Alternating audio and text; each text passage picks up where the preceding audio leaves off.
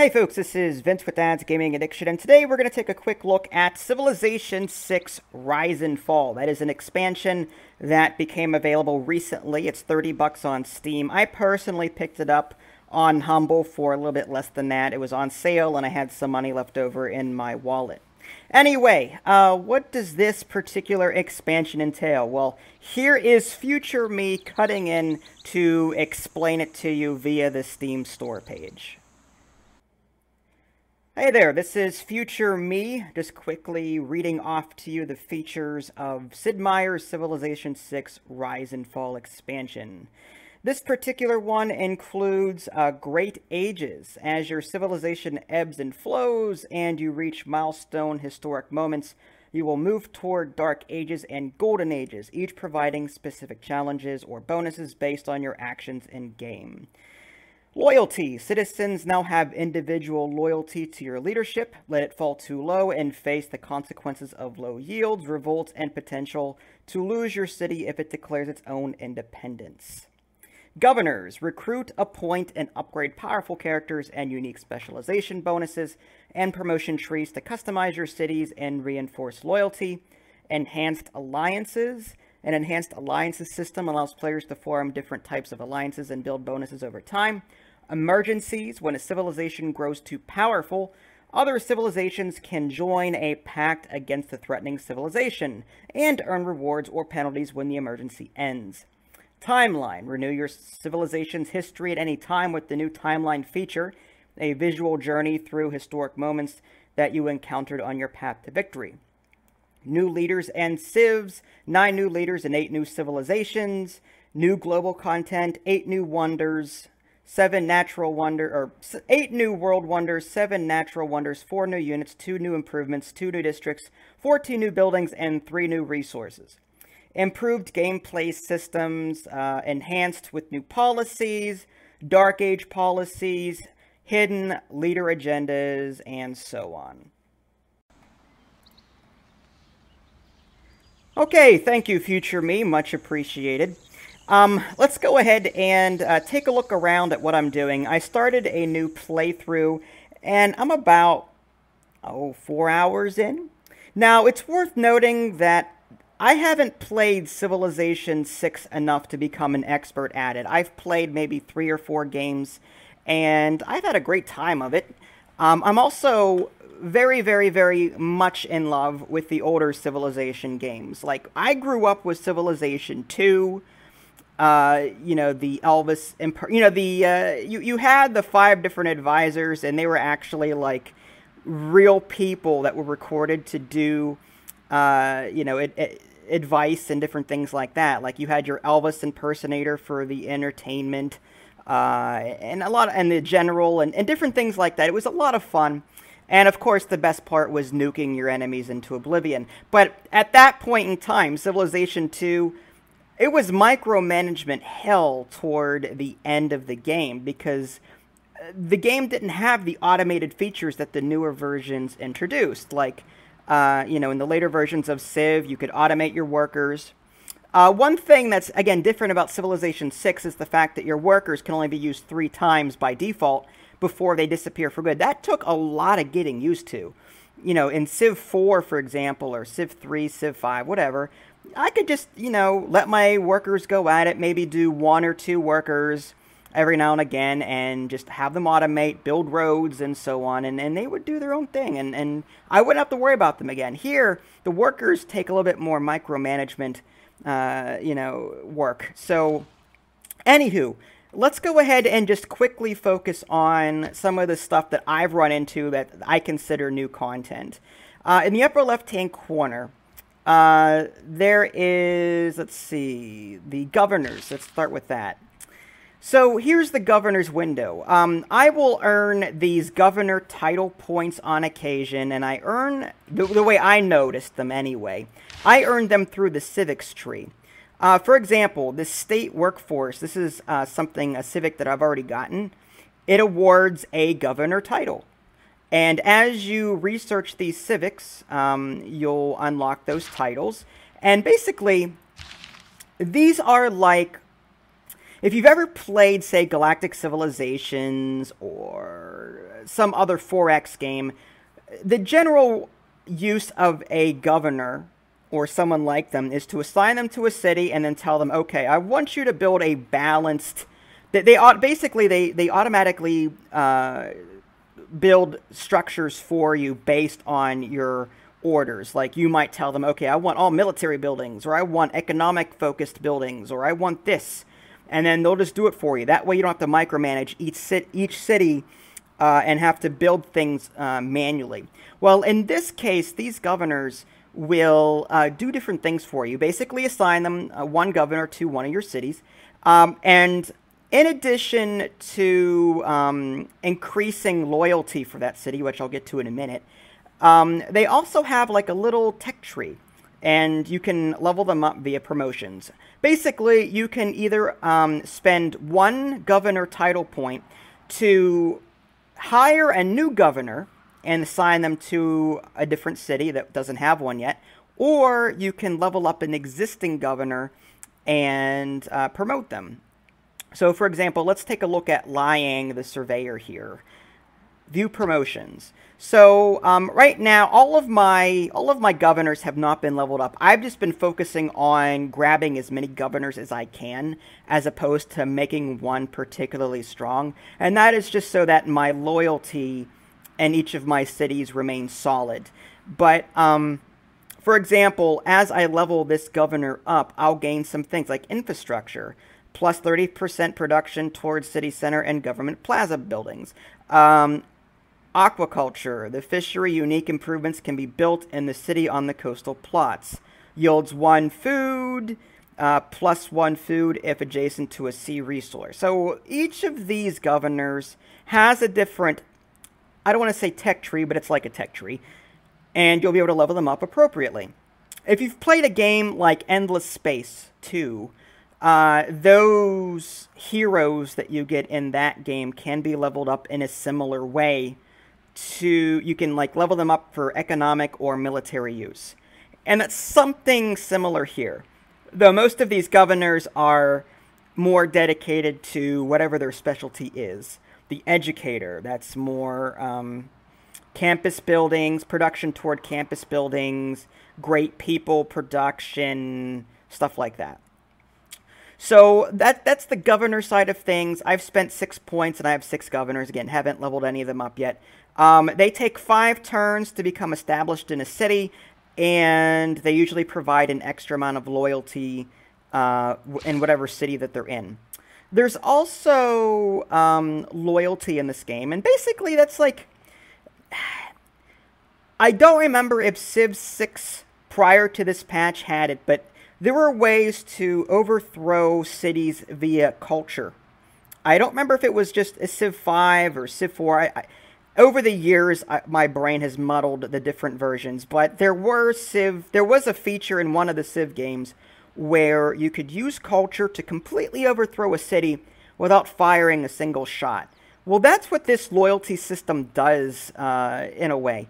Let me see if I can pull up the... Like, here's a city here. Let me pull up the city details. There's different tabs on the top, like citizens, amenities, and housing. There's districts, buildings, wonders, and trading posts. There's one for loyalty, and that's the screen that I'm on now. So you'll notice, like, these little purple... Purple is my color for this civilization. I just chose a random one. I'm Rome, by the way, in case you're curious. But, you can see little purple arrows pointing towards cities. This is like your pressure. This is loyalty pressure. And loyalty will either go up or down on these cities. And if you have more pressure applied to your opponent's city than what he can produce himself, this city will start losing loyalty and eventually become neutral because they've revolted.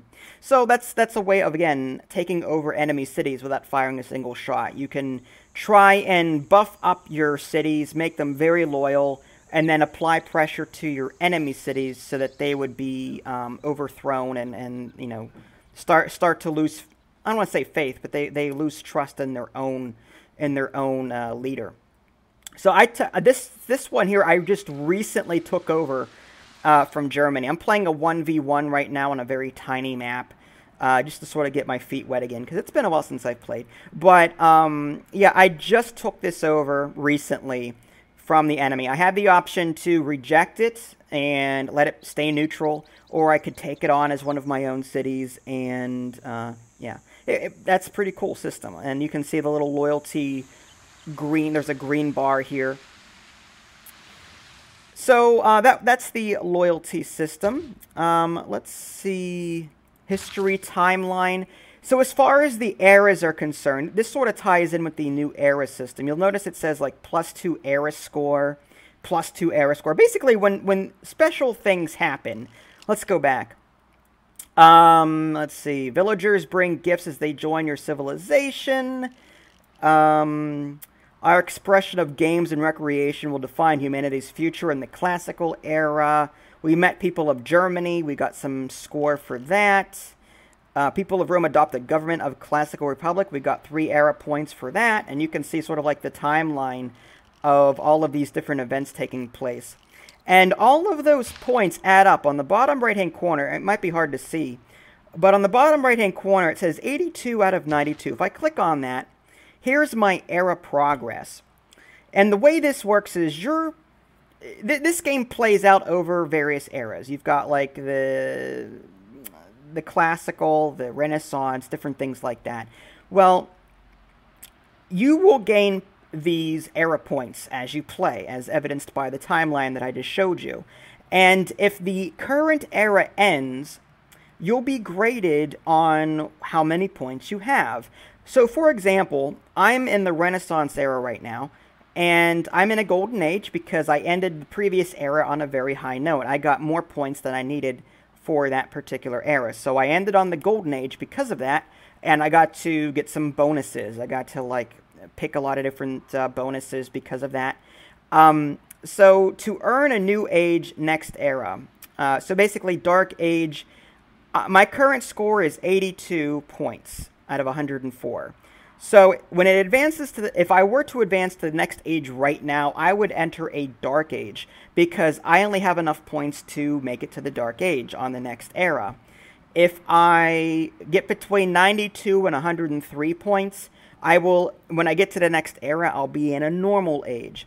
If I get 104 points or beyond that, then I will get into another Golden Age, which is kind of nice. And each one of these has different bonuses and penalties for such things. Like, for example, a Dark Age. If you're at a Dark Age, loyalty is a bit more difficult to maintain. You emit less pressure with your loyalty, and you receive... It's harder to reject pressure from outside sources. So, for example, let's say that... let's bring up this here. And then that and that. Okay, so here's this. So, whenever you go to put down, like, let's say you have a settler and you go to put down a new city, there's actually a number that says, like, maybe -2 or -5. If you hover your mouse over that little figure, it'll say, this city will be hit with -5 loyalty per turn because of nearby enemy towns that are exerting pressure on it.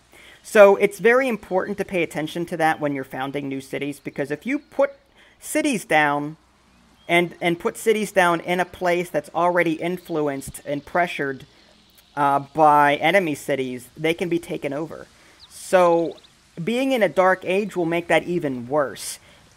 So you might see like -10. Let's say I had a settler and I were to bring it over here to settle, and it says negative. If I was in the Dark Age, it might say -10. If I was in the Golden Age, it might say -2, because I'm in the Golden Age and I exert more pressure from my cities and receive less of a penalty from enemy cities. So that's how the pressure system works and how the era system works. The eras can help out your loyalty or hurt it depending on, you know, what your current status is, so to speak. And I'm trying to think of what else I might have missed. Yeah, so honestly, I don't remember the rest of them. My future self, again, would have read off to you all the stuff that was on the Steam store page. But I think I covered most of them. There are alliances. I do remember that from what I read. There are like special alliances, and as you grow your alliance, you can choose different things. Sort of like the trade system in this game, where whenever you go to trade, you can pick what city that you're going to trade with, and you can see the bonuses associated with that. Well, alliances sort of work similarly, where as your alliance builds with a friendly or not enemy, but just a different leader or different race, you'll be able to expand upon that alliance in different ways. And again, there's some other factors that I didn't touch on. But anyway, let's just go ahead and play out a few turns, see where I'm at in this playthrough. One thing I already messed up on was religion. I'll be honest with you. I am not the kind of guy to focus on religion in a game like this. I could care less. I mean, I do want to experiment with it in this game just to see how it affects things. But I created DGAism in this game and was immediately bombarded by about 7,000. I don't know if they were missionaries or what, but they spread Catholicism all over the place, and now I have no way of creating units that can spread my own religion. For example, this is my home city of the religion that I founded. So if I click on that and then choose production, oh, wrong one.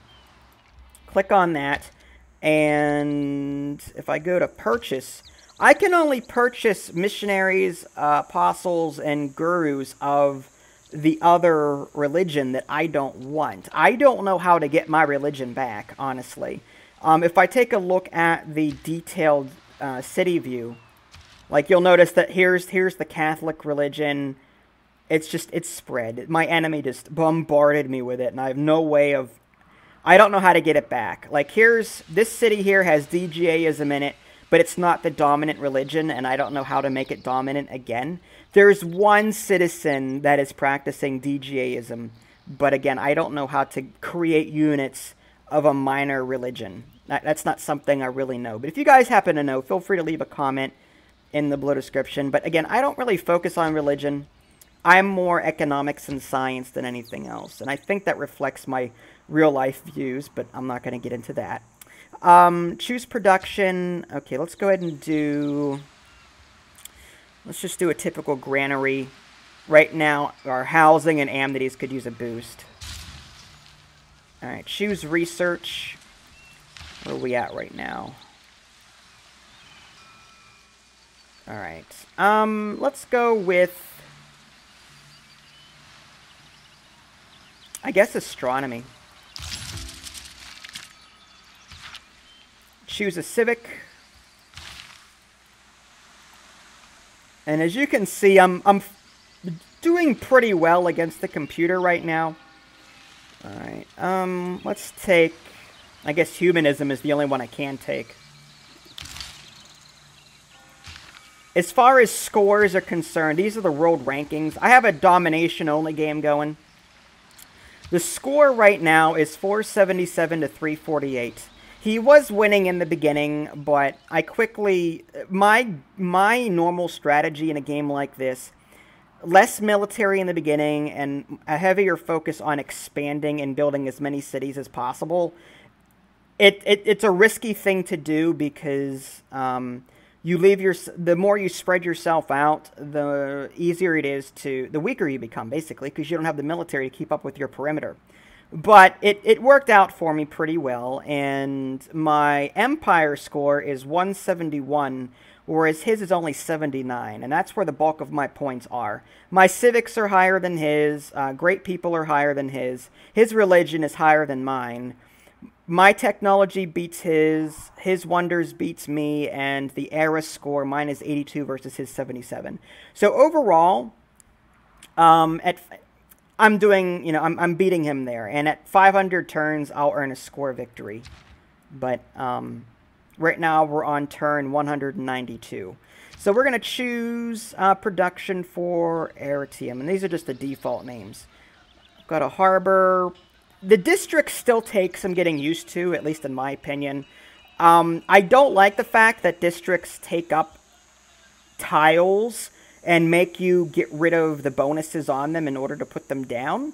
So it's a little bit more strategic in this sense. Like, do you ignore districts altogether and just do what you would normally do in a civilization game? You could, but these districts provide some nice bonuses that you may not want to pass up. Especially if you're trying to go for a culture victory or a religion victory or something like that. Like this theater square I built. This amphitheater alone gives +4 culture, a citizen slot, great writer point per turn, and great works of writing slots. So it's just not specializing by creating districts can actually, you actually shoot yourself in the foot. Alright, so as far as city-states, Germany took over one of them, and this is the second one that I met, and the third one is over here. My goal is to bring maybe a settler over here and create some land. And it looks like my enemy in Germany is here. Now, I say enemy, but he's not. He's actually friendly with me right now. For now. When I decide to overthrow him, he won't be. And luckily, he can't hear me say that. Alright, let's go ahead and do, alright, what do we need down here? There's 0 amenities, 6 out of 6 housing. Let's see if we can get housing or amenities addressed. Am I saying that wrong? Amenities. Yes. Amens. I'm just going to call them amen. No.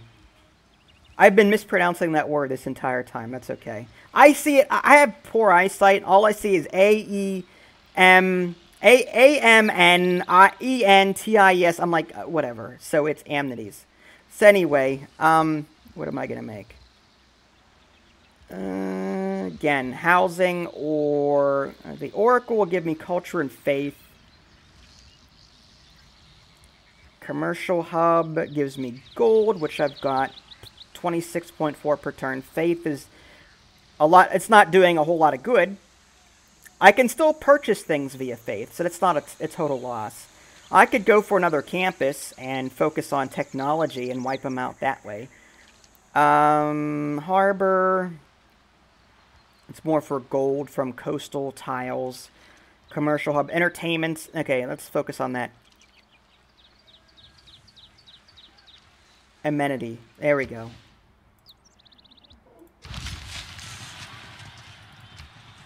Alright, I'm going to go ahead and fortify that. Now, another way of seeing your current era score, at the bottom right-hand corner, you notice the little exclamation point. Or it'll change, but there's a circle around that, and it'll be blue. If the blue bar, or the blue section fills up, then you've completed the normal, what you needed for the normal age. And when it gets to the gold part, then the gold means that you've reached enough points to get to the golden age whenever the current era ends. I just created a settler, so this might be a good time to see the pressure. Maybe. Okay, so you'll notice, like, this says -20, -20, -20. The influence of nearby cities would apply -20 loyalty per turn to a new city settled here. Consider using a governor in the new city or settling elsewhere. So you'll notice that's actually kind of a cool system. It shows you, okay, if you settle here, you're going to be fighting an uphill battle trying to keep it. I think what I'm going to do, though, and you'll notice that there's also water availability guide. The dark green is what you want, whereas the light green is coastal water, and the gray is no water, and red is too close or blocked by terrain. So I may want to go ahead and put maybe a city up here, or maybe... what's near here? This is... Niter, is it? I'm tempted to go here, but that's tundra. But then again, it's near this copper resource. You know what, let's just go for it. YOLO. I'll go ahead and fortify here. Next turn.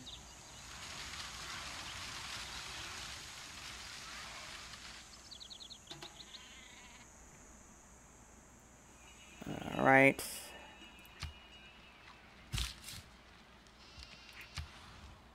And found. All right. The citizens of Velitrae take pride in the land's rugged beauty and their own hardiness. +1 era score. Okay, so I earned another era point for that. I'm at 86 out of 92. And the amount of era points you earn will also change. Like, for example, if you were in a Dark Age previously, you sort of get a bonus toward how many points you get to try and catch up. And if you go from like a Dark Age to a Golden Age or something like that, you get to pick more special bonuses to sort of, you know, congratulate you for, wow, you really earned a lot of points to earn that golden status. All right, let's go ahead and take the Granary.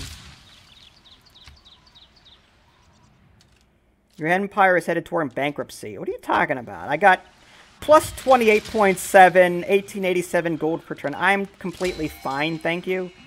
Great person. Who we taking? Great Admiral. I have a ton of these.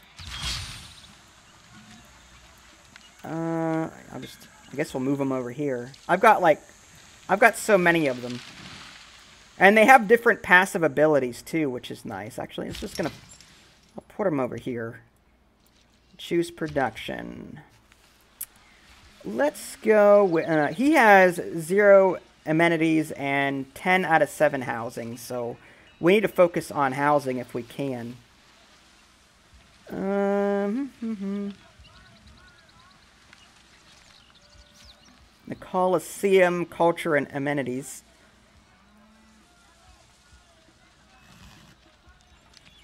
Three envoys. Builder, settler, building ran. Well, I guess we'll just... Yeah, let's just go with the market. Get gold, citizen slots, great merchant points. I'll have to figure out ways to get... I guess I can improve the surrounding land with workers. I think there was an idle worker there, I think. Or did I use them? I might have used them. Yeah, I'll have to get a worker, improve more of the land. You can get housing by improving land.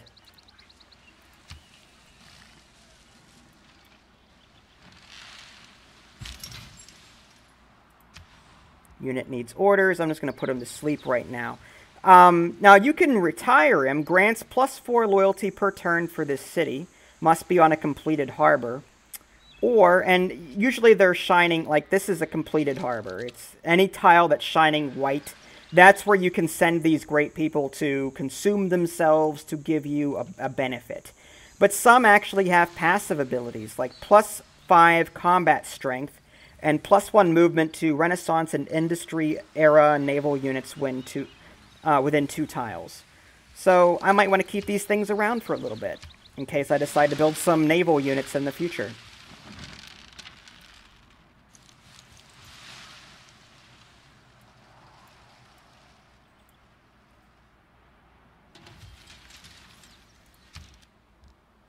Alright, medieval walls, 4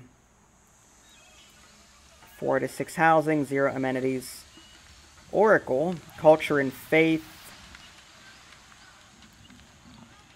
Grants to apostles. Unfortunately, I think the apostles would spawn as whatever the majority religion is. In this case, it's Catholicism, so I don't want to go with that.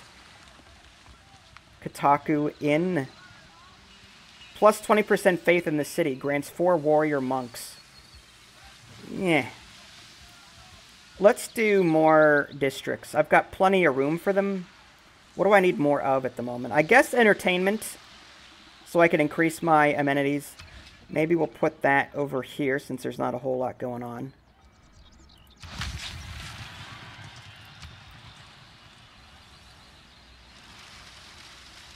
And I like the little graphic too in the bottom right. Astronomy compels the it's Sean Bean. Who couldn't love Sean Bean? But anyway, like, because I'm in the Golden Age, this little ball in the bottom right-hand corner will shine gold. It's a really nice little graphic.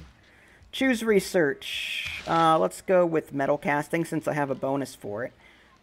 I own 2 crossbowmen, so that'll give me a bonus. Great person, great writer. Recruit one there. And create great work.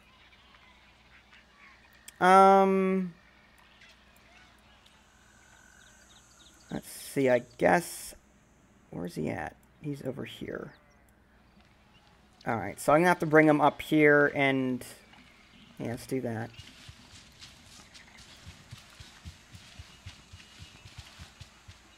Alright, choose production. Let's go with Monument. Provides +1 loyalty per turn in this city.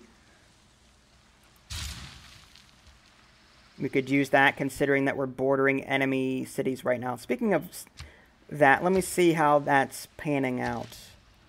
Yeah, I am applying pressure to Hamburg over here, but it's still holding strong.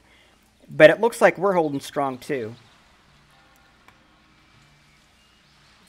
Loyalty per turn is rising, 18. I don't think I can see his at all. Declare friendship, establish resident embassy, make deal, make demand, discuss. Eh.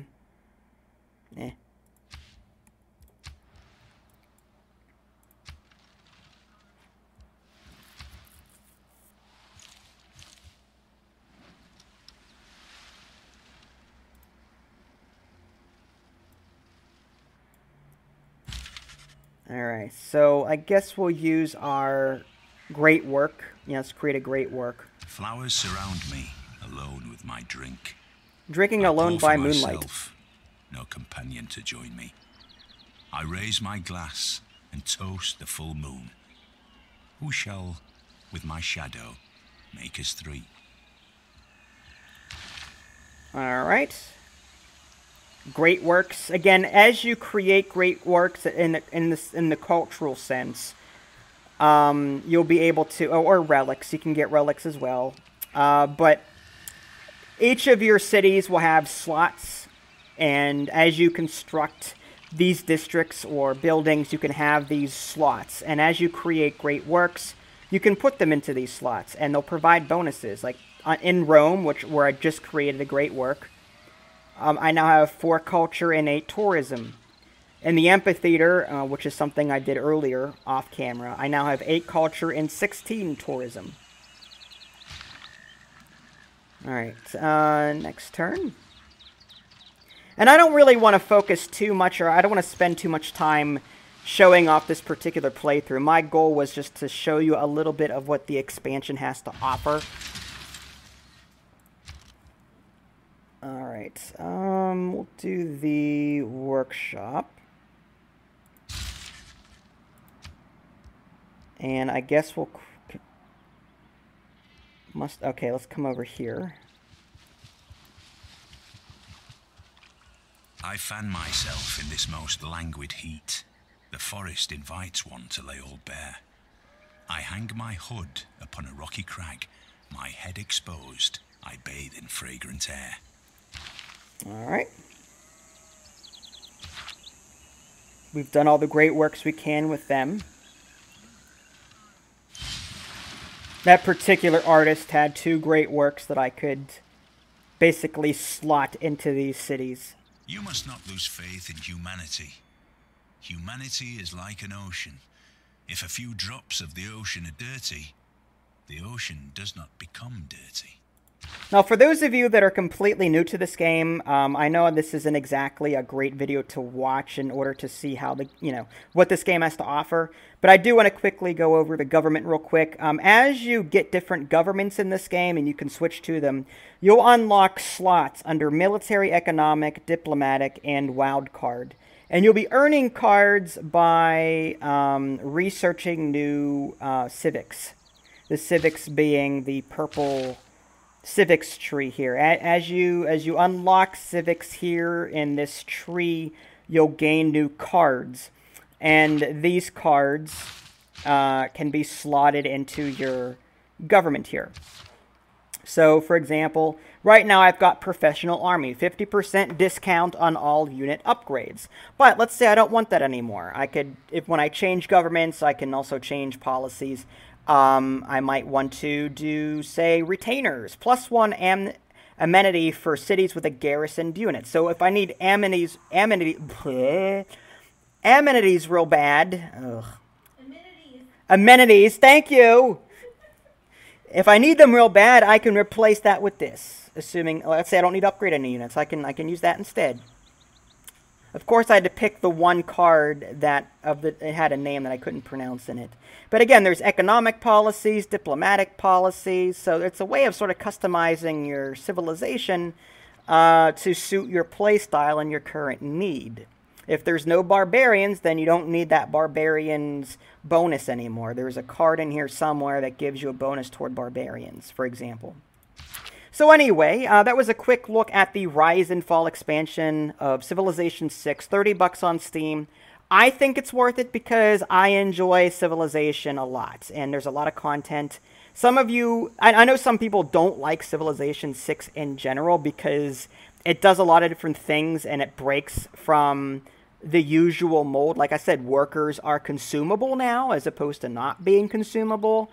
And other reasons. So, not everyone likes Civilization 6. I personally don't mind it. And the best part about it, the musical score. Oh, love it. The theme, the main menu theme is just absolutely wonderful. Between Baba Yetu and the theme for this one, I think it's something Flight. I don't remember the name of it offhand. But it's absolutely gorgeous. It's just operatic. Ugh. Anyway, Civilization 6, Rise and Fall. If you guys want to see more gameplay, let me know. If you guys haven't already, subscribe to my channel.